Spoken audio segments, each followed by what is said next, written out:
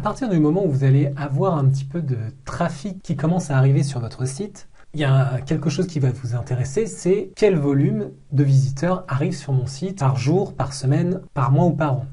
Et il y a un outil gratuit créé par Google qui s'appelle Google Analytics et qui vous permet de suivre l'activité de votre site internet. Ça va vous donner beaucoup d'informations comme le trafic, bien sûr, le nombre de visiteurs qu'il y a, mais aussi beaucoup d'autres informations sur le trafic comme la provenance des visiteurs. Est-ce qu'ils viennent par exemple de France, de Belgique, du Québec, du Maroc, du Mali? Ça vous permettra de savoir qui consulte votre site.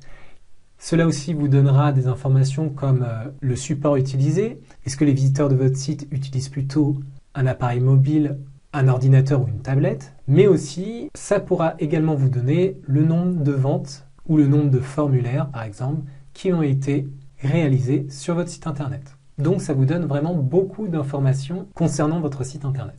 Pour cela, vous avez besoin de deux choses. Vous avez besoin de créer une adresse Gmail. Donc ça, normalement, vous en avez déjà créé une en début de formation. Et il faudra installer un morceau de code sur votre site. Mais n'ayez crainte, il n'y a rien de compliqué à ça. Alors la première chose que vous allez devoir faire, c'est vous connecter sur le site de Google Analytics. Alors comme je vous le disais, vous aurez besoin d'une adresse Gmail. Moi, je vais utiliser l'adresse que j'ai créée au début de la formation. Vous cliquez sur Suivant. Vous renseignez votre mot de passe, puis vous cliquez sur Suivant, et donc vous arrivez sur cette page. Vous cliquez sur Commencer les mesures. Le nom du compte, vous pouvez donner le nom de votre site. Pour les options, moi je laisse tel quel, et je clique sur Suivant. Le nom de la propriété, vous pouvez encore mettre le nom de votre site. Pour le fuseau horaire, vous choisissez bien le fuseau horaire de votre pays. Donc moi j'ai choisi en l'occurrence France, et pour la monnaie, je vais choisir euro. Une fois que vous avez fait cela, vous cliquez sur Suivant. Donc là, ils vont vous demander plein d'informations. Bon, c'est pas très important. Vous cliquez ici sur la première chose, puis là sur mesurer l'engagement des clients avec mon site ou mon application, et vous cliquez sur Créer. Alors, si vous voulez lire les conditions d'application, vous le mettez en français. Et si vous êtes OK avec, vous cliquez sur J'accepte également les conditions relatives au traitement des données, blablabla. Vous allez tout en bas, vous cliquez sur J'accepte les conditions relatives. Et ici ensuite, vous pouvez cliquer sur Enregistrer. Alors voilà à quoi ressemble votre tableau de bord. Au début, c'est incompréhensible. C'est normal, l'outil est nouveau pour vous. Mais plus tard, ça vous donnera des informations, par exemple sur votre trafic, comme on pouvait le voir sur l'illustration que j'avais mis sur la diapositive. Vous voyez ici à quoi peut ressembler le tableau de bord de Google Analytics. La première chose à faire, c'est d'aller récupérer le morceau de code de Google Analytics pour le mettre sur votre site internet. C'est ça qui va permettre de récupérer les données des utilisateurs qui passent sur votre site et ainsi mesurer le trafic qui arrive sur votre site. Donc ici, vous cliquez sur Web, vous entrez l'URL de votre site. Donc là, c'est https, nom du flux, vous pouvez mettre trafic site et vous cliquez sur Créer un flux. Vous allez avoir ce que l'on appelle un ID propre à votre site. Vous avez simplement à aller dans Instructions de balisage, utiliser l'une des méthodes suivantes pour commencer à collecter des données. Et nous, ce qui va nous intéresser, c'est cette partie, Global Site Tag.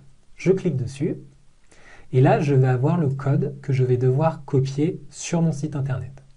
Donc, je clique ici sur Copier. Ça a été copié dans mon presse-papier. Et ensuite, je vais aller insérer ce code sur mon site internet. Alors pour cela, j'utilise une extension WordPress qui s'appelle Head, Footer and Post Injection. Une fois que vous avez trouvé cela, vous cliquez sur Installer maintenant, puis sur Activer.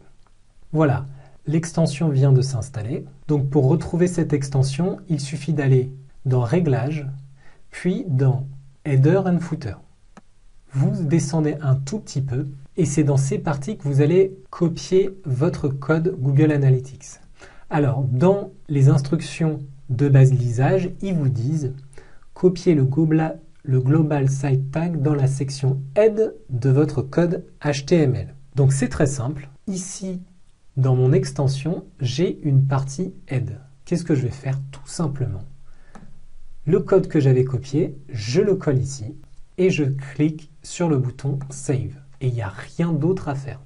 Voilà, votre balise Google Analytics a été installée sur votre site.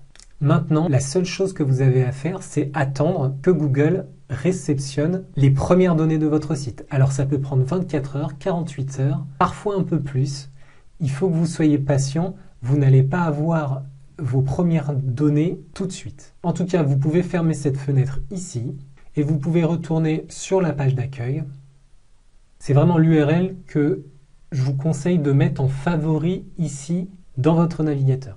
Comme ça vous donnera un aperçu tout de suite lorsque vous vous connectez à Google Analytics des informations qu'il y a sur votre site. Donc pour l'instant, il n'y a rien, c'est normal.